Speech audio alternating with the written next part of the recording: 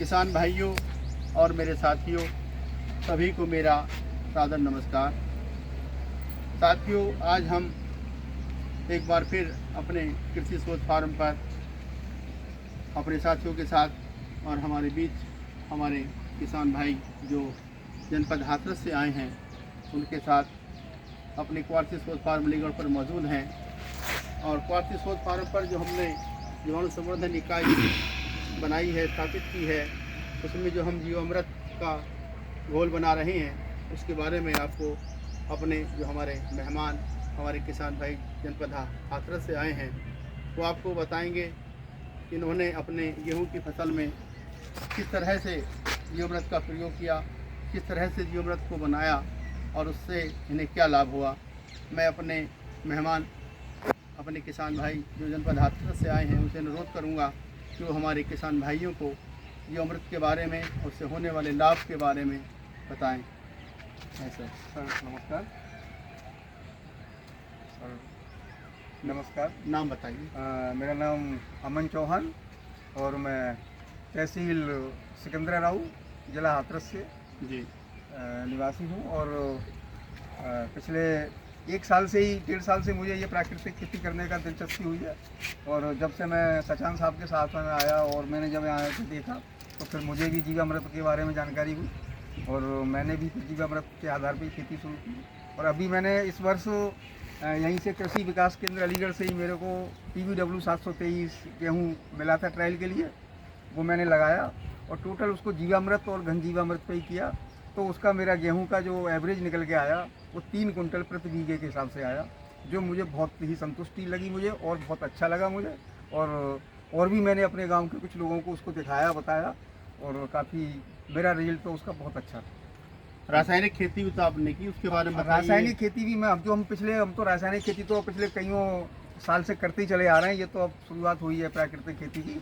तो उसका भी हमारा वही एवरेज लगभग 3.5 कुंटल प्रति बीघे और 3.25 कुंटल प्रति बीघे के हिसाब से आ रहा है। लेकिन जब से हमने ये किया तो हमें तो इसका बहुत अच्छा रिजल्ट रहेगा कि हमारी कोई लागत नहीं, हमारा कोई कुछ नहीं और खाने को भी शुद्ध मिलेगा, भूसा भी हमारे पशु खाएंगे तो वो भी शुद्ध मिलेगा।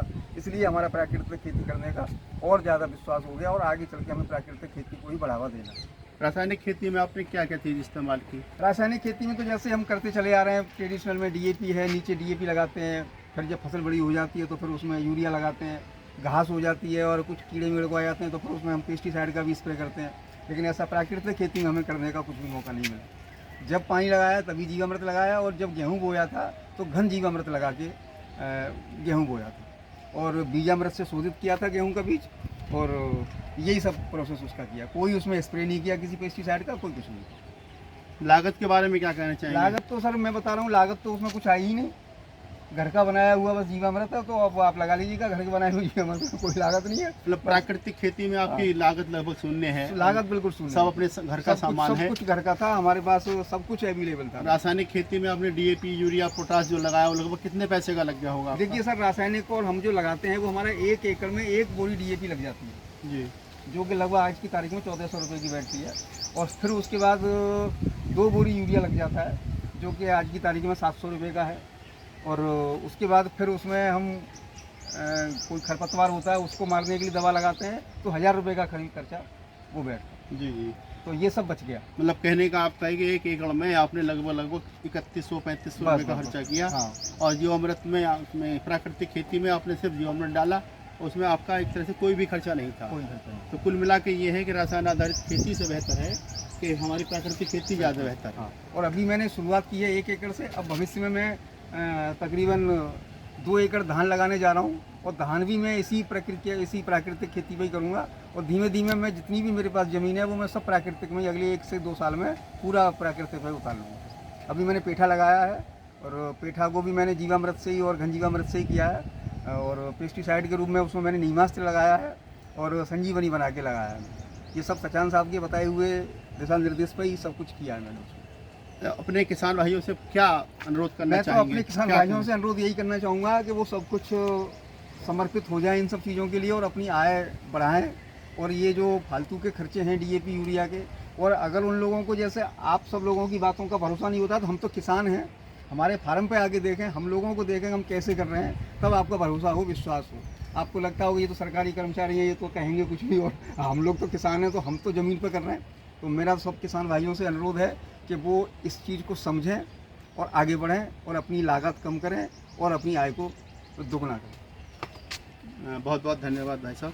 अभी आपने हमारे किसान भाई जो हाथरस से आए हैं उनको सुना, और उनका कहना था कि रासायनिक खेती से अपना हमें ध्यान हटाकर प्राकृतिक खेती की तरफ ध्यान देना है, क्योंकि रासायनिक खेती में हमारी जो लागत है वो बचेगी और प्राकृतिक खेती में जो हमें उत्पादन होगा बेहतर होगा, और हमारी मिट्टी का स्वास्थ्य भी अच्छा रहेगा, हमारा प्राकृतिक संसाधन भी क्षीण होने से बच जाएंगे, हमारी जैव विविधता भी कमज़ोर नहीं होगी। कुल मिलाकर मैं भी अपने किसान भाई के साथ साथ अपने किसान भाइयों से ये अनुरोध करना चाहूँगा कि हमें चाहिए कि हम रसायन आधारित खेती से अपना ध्यान हटाकर प्राकृतिक खेती करने की तरफ ध्यान दें, ताकि हमारी आर्थिक बचत हो सके और हमें भोजन, हवा और पानी शुद्ध प्राप्त हो सके, और हम इस धरती पर शारीरिक और मानसिक रूप से स्वस्थ रह सकें। इस वीडियो को देखने के लिए सभी किसान भाइयों का, दोस्तों का, साथियों का बहुत बहुत धन्यवाद। और सभी साथियों से मैं अनुरोध करना चाहूँगा कि इस वीडियो को सभी किसान भाइयों तक शेयर करने की कृपा करें, ताकि हमारी वीडियो हमारे सभी किसान भाइयों पास पहुँच जाए और सभी प्राकृतिक खेती का लाभ उठा सकें। सभी का एक बार अपना बहुत बहुत धन्यवाद।